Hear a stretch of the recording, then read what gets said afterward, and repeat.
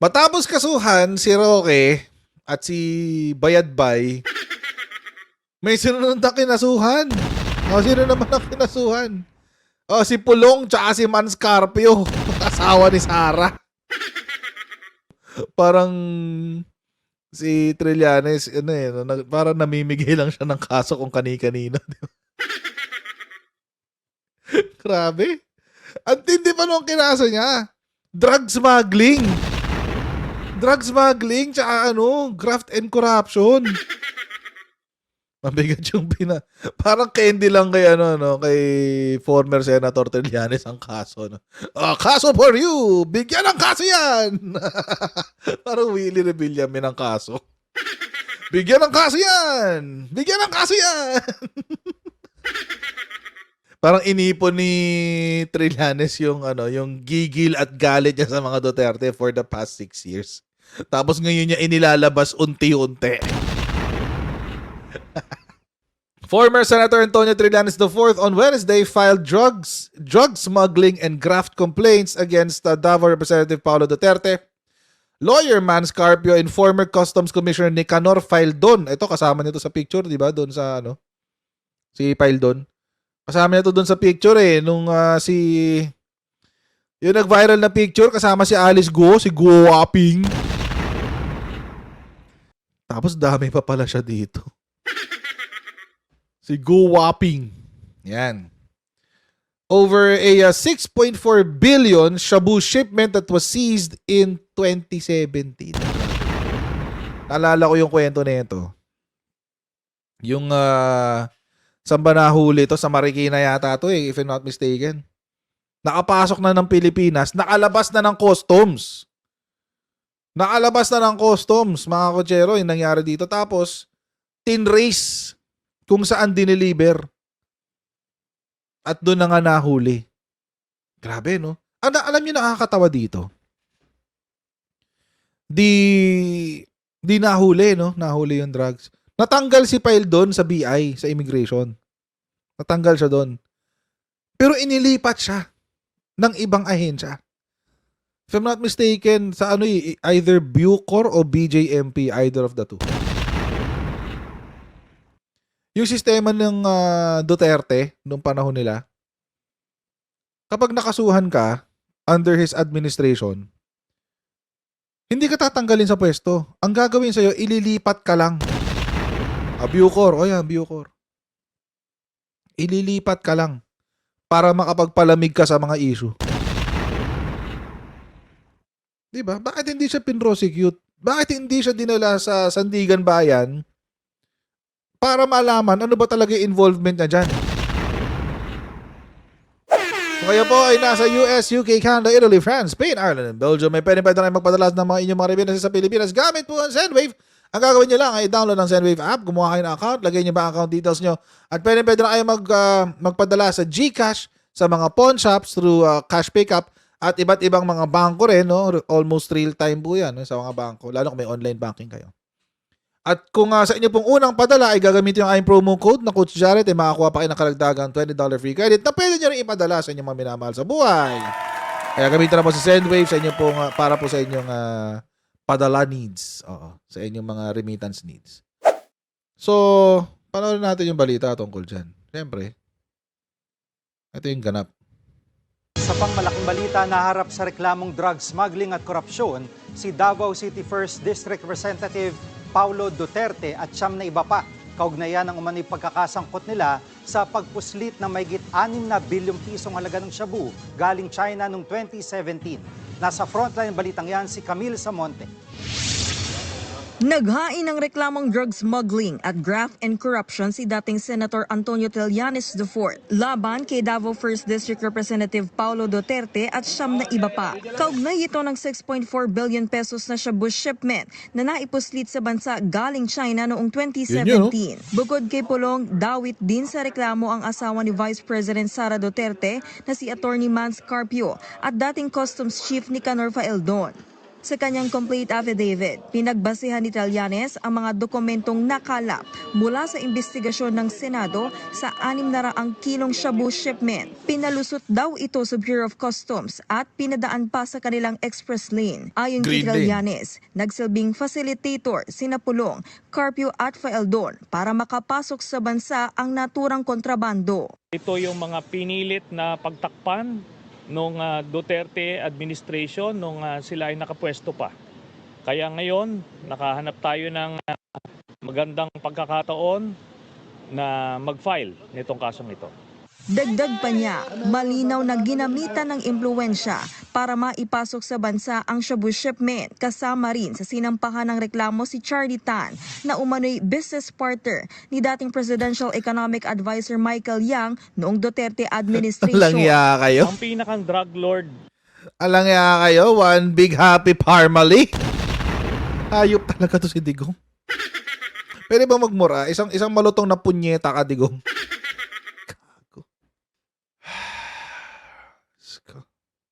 Gago. Ang pinakang drug lord dito ay si Charlie Tan, nakapartner ito ni Michael Yang. Magkapareha sila ng triad. Tapos ang naging protector ay sila Pulong Duterte at Mans Carpio.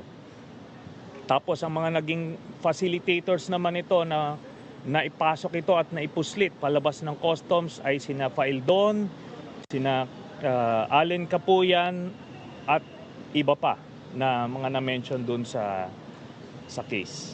Noong 2018, kaparehong reklamo rin ang inihain laban kina Duterte at Carpio, pero binasura ito ng ombudsman dahil sa lack of basis. Ibinasura naman ng DOJ ang graft at administrative charges laban kay Faeldon noong 2017. Ayon naman kay Pulong, mas maigi na dinala ni Trillanes sa korte ang pagdinig at hindi sa social media. Nanindigan si Pulong na inosente siya at kumpiyansa siyang malilinis din ang kanyang pangalan. Umaasa rin daw ang kongresista na lalabas na ang resolusyon sa libel case na inihain niya laban kay Trillanes. Patuloy na hinihinga ng News 5 ng pahayag si Faeldon at iba pang akusado, pero wala pa silang sagot. May ihain pa raw na ibang reklamo si Trillanes laban sa mga Duterte sa mga Meron pang susunod iba? na linggo. Nagbabalita mula sa Frontline, Camille Samonte.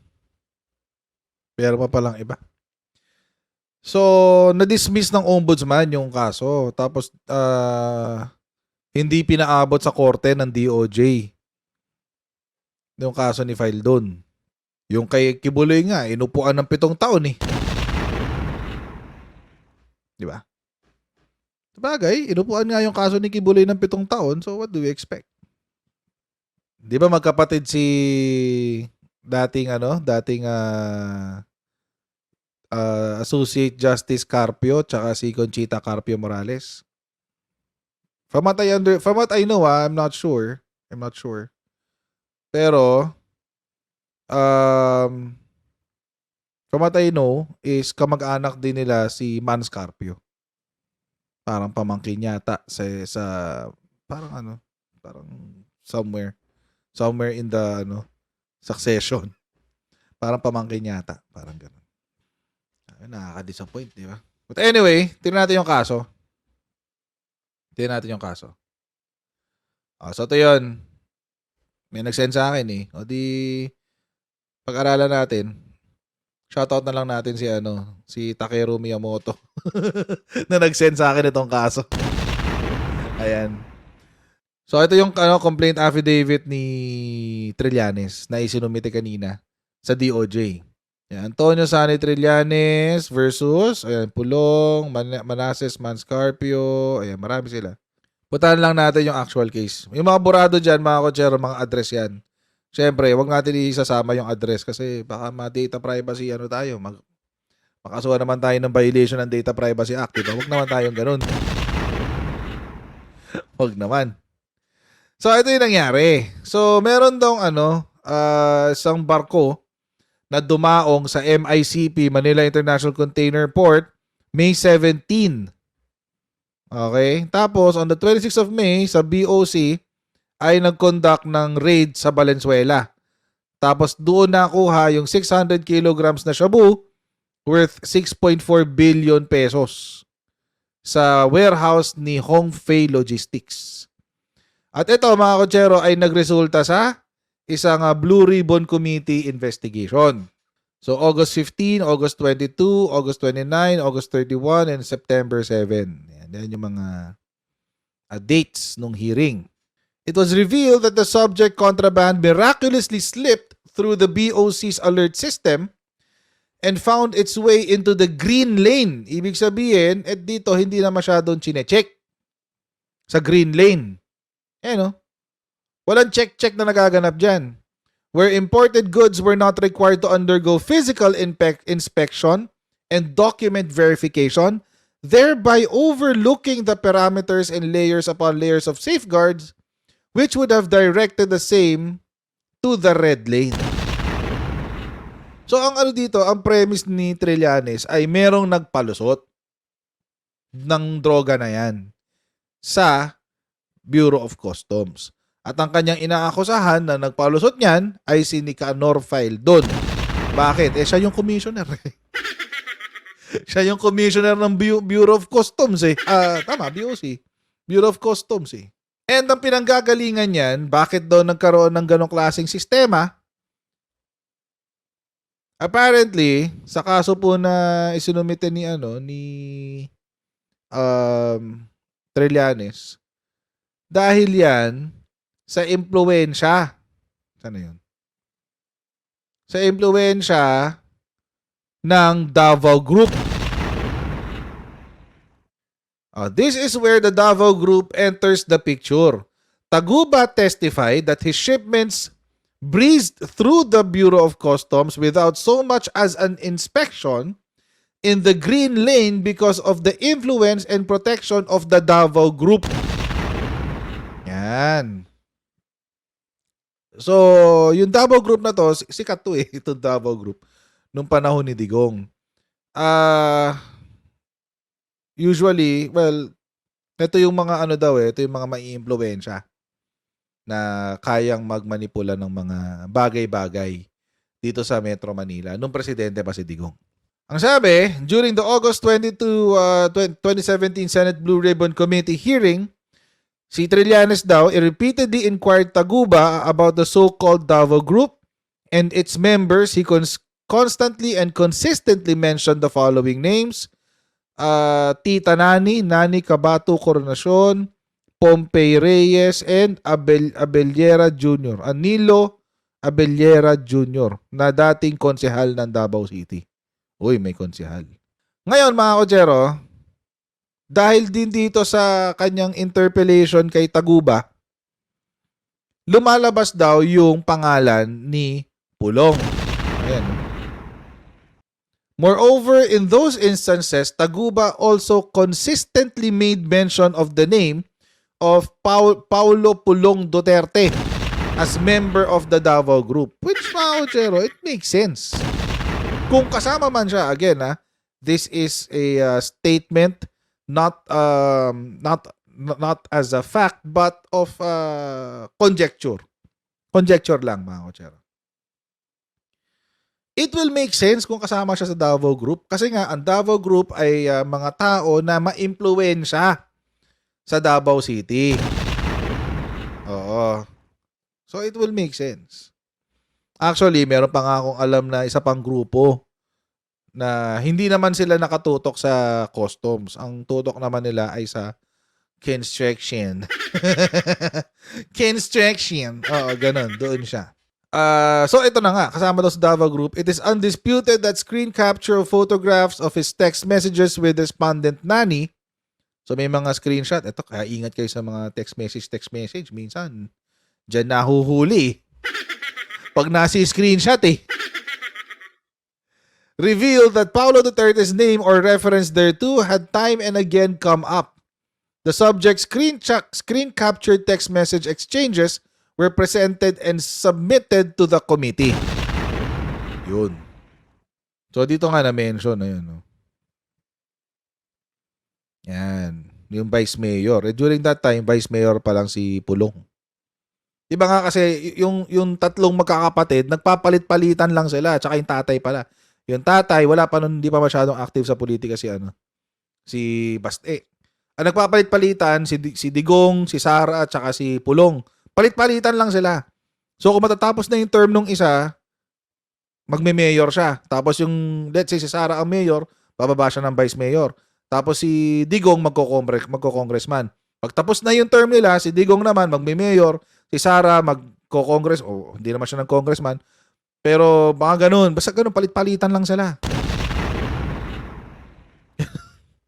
Ganun ang ano nila, sistema nila. Di ba nakakabwisit? Adik pa nun si Baste. Kaya nga Davao City, you need to vote better. You need to vote better. Tigilan nyo na yung ano, kailangan mabawasan na yung poverty rate nyo dyan. So, eto pa isa. Per testimony of Taguba, herein respondent attorney Mans Reyes Carpio was also part of the Davao group. Respondent Carpio was also allegedly seen in the BOC without any known official business therein. Ito yung quote kay Mr. Estrella. Ayan. Your Honor, si Attorney Mans Carpio, nakita ko na pumasyal sa Bureau of Customs but not Mr. Paulo Duterte, Your Honor. Ayan, sinasabi. Mamaya, medyo pag-aralan pa natin yan. Most crucially, respondents Pulong Duterte and Mans Carpio through their political influence, kasi nga, tatay yung presidente, tapos yung Sara Duterte nga, asawa ni Mans Carpio, alam naman natin may influensya sa Davao. During this time, mayor siya ng Davao eh. Allow the shipment to enter the country. Respondent Pulong Duterte needed only to call Collector Jet Maronilla of the Bureau of Customs to facilitate clearance of their shipment without the danger of being flagged or alerted. In the case of Respondent Carpio, to personally pay a visit to the office of the commissioner in the BOC. Meron pang ganito, oh. Ganitong level, oh. Taguba testified the Davao Group demanded from him a massive sum of 5 million as enrollment fee. Wow. Hindi, no? And an additional 1 million which seemed to be an advanced weekly remittance, where the name of respondent Pulong Duterte was unsurprisingly brought up. So, tumatanggap daw si Pulong dito sa weekly remittance saka dito sa 5 million na enrollment fee. The aforementioned 5 million which Taguba personally gave to respondent Small Abellera is distinct and apart from the group's Tara share of 10,000 per successfully imported container which was remitted weekly through respondent Jack. Taguba's average weekly remittance to the Davao Group amounted to 1 million pesos weekly. Wow, weekly, no? Taguba further testified that he was required to pay another 2 million by Jack due to the risk involved in their transaction, wherein respondent Pulong Duterte was mentioned as the ultimate recipient of the money and the one who obliged the subject additional payment. Ito yung conversation na yun. Good AM, Mark. Will make a final arrangement with Jack. He is the handler of Paulo. Now we have to advance him the 1 million so he can fly down to Davao to arrange a meeting with Pulong ASAP. So na-mention nga siya doon sa sa hearing. During the meeting, you personally turn over the 5 million. Same manner, you likewise turn over the 1 million to Jack when we meet. Ako naniniwala ako na pwedeng gamitin itong case na to. Well, it could prosper. Depende sa abogado kung paano niya i-argue yung kaso na yan. But, ang mahirap kasi dito yung yung i-allege mo yung conspiracy. Kasi kung may conspiracy, mga kotsero, kahit hindi ka nag-participate doon sa criminal act, you may be held liable kahit malayo ka. Basta kasama ka dun sa conspiracy. Mahirap i-prove ang conspiracy, guys. It's really, really difficult to prove a conspiracy. Unless dito sa mga to may aamin. Unless may aamin na co-conspirator. So, base dito sa complaint affidavit ni Trillanes, parang parang medyo challenging tong ano niya, kanyang complaint affidavit. Parang may no, mga kotsero, I'm trying to say this without any bias whatsoever. I mean, I'm it's really for the interest of what do you call this? Honesty. Oo. Kung akong tatanungin, sana mag-prosper to. Kung akong tatanungin. Kaso, alam nyo kasi ang problema dito, puro conjectures. Si Taguba, sabi niya, mga na-mention na pangalan. Halimbawa, ako, sabihin ko sa inyo, magbigay ka sa akin ng 1 million pesos, sabi ni Pulong. Bigay ka sa akin 1 million, papadala ko sa kanya. Ako nag-handle ng ano ni Pulong. Na-mention, but it doesn't necessarily mean it is true. And I mean, na-interview natin si former Senator Trillanes, and you know, although ako, hindi naman ako supportive of the liberal, mga dilaw, mga liberal, kung titignan ko to, parang medyo mahirap. Mahirap i-prove ang ang conspiracy. Either one of them should be able to dapat yung dapat may isa sa kanilang ilaglag si Digong. Ay, si Pulong. Si Digong. Oo. Medyo challenging to. Mahirap to, mahirap. Dapat si Taguba, or hindi, ito. Sino yung si Jack? Si Jack, ayan, si Pompey Reyes, aka Jack. Siya kasi yung nagkiklaim eh. Tsaka tong si Nani. Ayan, si Nani. Ayan. Sila yung nagkiklaim na sila daw yung may connection kay Pulong. So, kung makukumbinsin nyo yung dalawang yan na magsalita at sabihin yung katotohanan, halimbawa, na ako po ay totoong nagre-receive ng 1 million pesos weekly sa Bureau of Customs, nire-remit ko po lahat yan, 1 million na yan, nire-remit ko po yan kay Pulong Duterte, tapos meron siyang ebidensya, possible yun. Possible yun. As it is right now, base sa complaint, parang mahirap i-prove yung conspiracy. I'm not saying it will not prosper. Again, depende yan sa ebidensya na ipepresenta. Depende rin yan sa kung paano i-argue ng abogado na dapat seryosohin nyo tong kaso na to. Pero kailangan nila i-prove yung conspiracy. Ito, papakita ko sa inyo kung bakit. Kasi po, meron pong decision ng Supreme Court. Ito. Ano pong sinabi? Ang elements po kasi ng conspiracy, yan, ito. Conspiracy exists when 2 or more persons come to an agreement concerning the commission of a felony and decide to commit it. Ayan, liit. Paano niyo mababasa to? Liit niya. Ang liit, guys. Paano niyo mababasahin to? Wait. Anyway, ito yung elements ng conspiracy. Una, 2 or more persons come to an agreement. Number 2, the agreement concerned the commission of a felony. So, merong agreement, number 1.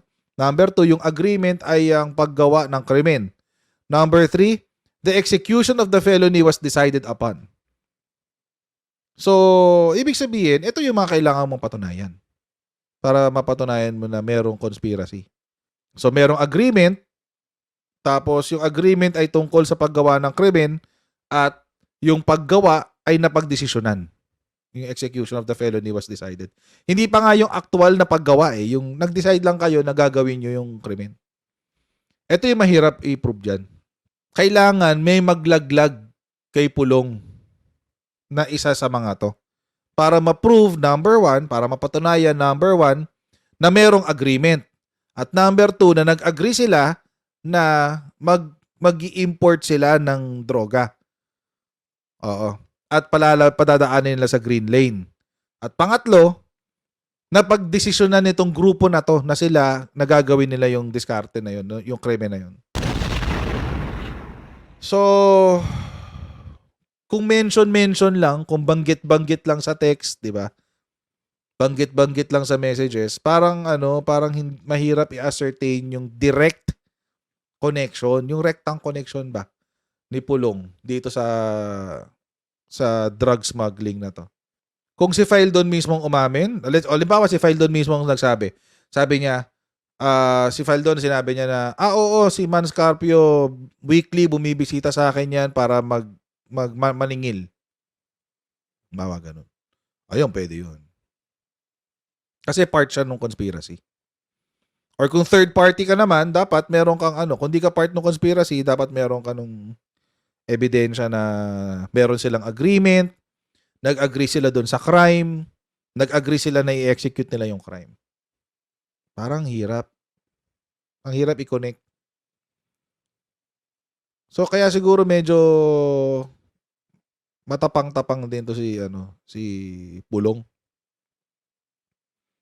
Kasi parang hirap eh. Ang hirap i-connect ni Pulong tsaka ni Man Scarpio dito eh. Maski yung maski yung sinasabi na nakikita namin si Man Scarpio na bumibisita sa BOC. Okay, nakikita nyo. Pero alam nyo ba kung ano yung business niya doon? To your eyes, it seems wala siyang business. Paano kung meron? Paano kapag nagre-representa siya ng kanyang mga kliyente na nag-i-import ng kung ano-ano, di ba? For whatever legal purposes he may serve there sa Bureau of Customs. Or for example, yun nga, yung sa text message, sinabi ni Taguba na nag-text daw si Jack na kailangan na naniningil siya on behalf of Pulong. So, how do you prove that? Kailangan kumanta si Jack. Siya yung nag-claim eh. First-hand information. Hindi pwedeng hearsay. So, yun yung ibig nating sabihin yan. Again, ako, mga kochero, no? Although, ako personally,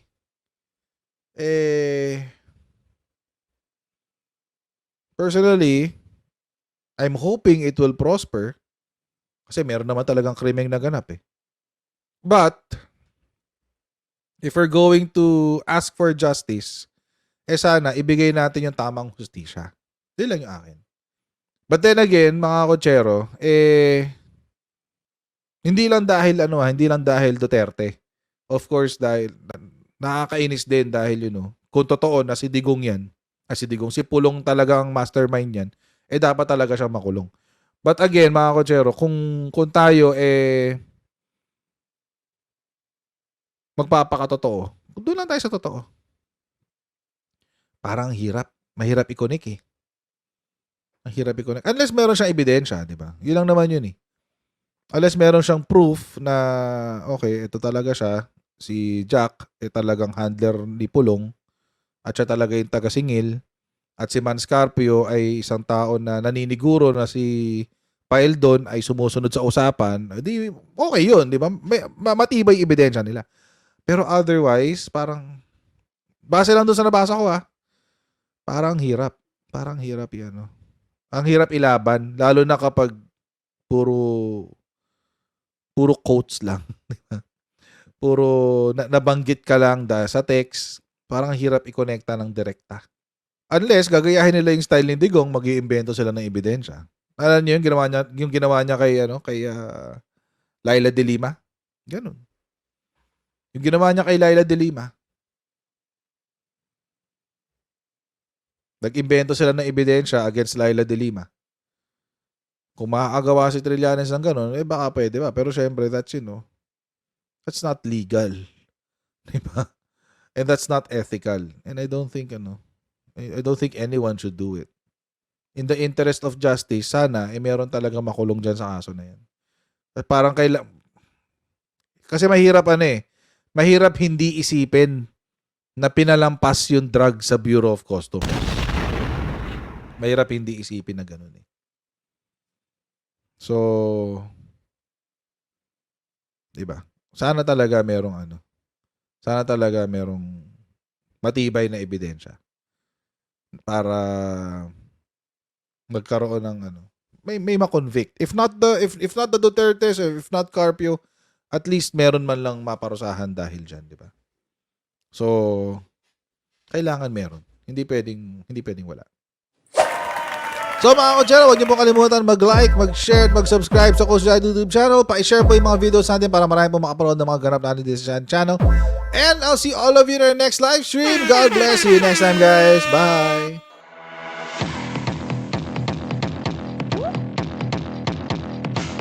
Pag ganun, huwag natin gawing tanga mga Pilipino. Mas maganda kasi nasa lugar ka ng tama kaysa yung pinipilit mo yung pagkakamali.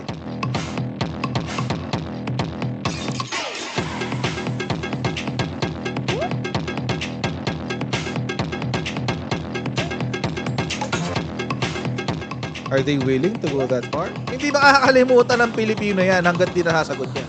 Sino ngayon nagsasabi ng totoo?